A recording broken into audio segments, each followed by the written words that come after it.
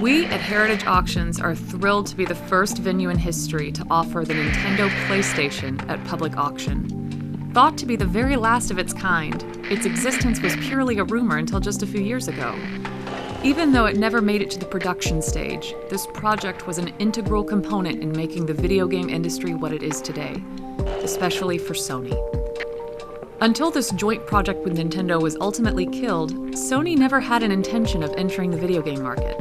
Collectively, as a company, they just didn't see the potential. However, Ken Kutaragi, one of their engineers, thought differently. He worked with Nintendo to create the sound chip for the Super Nintendo, and almost lost his job at Sony over it.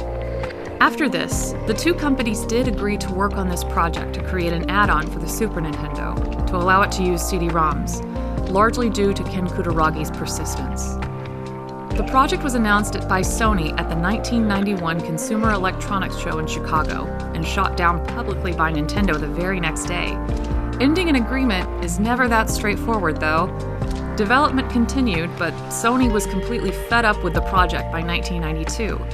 The decision was made to sever ties with Nintendo, but Kutaragi was still determined to create a console and did everything he could to persuade the Sony executives to continue, to show Nintendo they would not be cut out of the equation. When the Sony PlayStation was finally released in December of 1994, it was one of the most futuristic pieces of video game technology anyone had ever seen. Its 3D rendered graphics and ergonomic DualShock controllers were completely groundbreaking in the industry. Had this promising business partnership not end the way that it did, we may not have ever had the Sony PlayStation. And video games are really so much better for its existence. Even though this is the closing of this portion of the Nintendo PlayStation's narrative, it will continue to remain a pivotal piece of video game history, no matter where it ends up.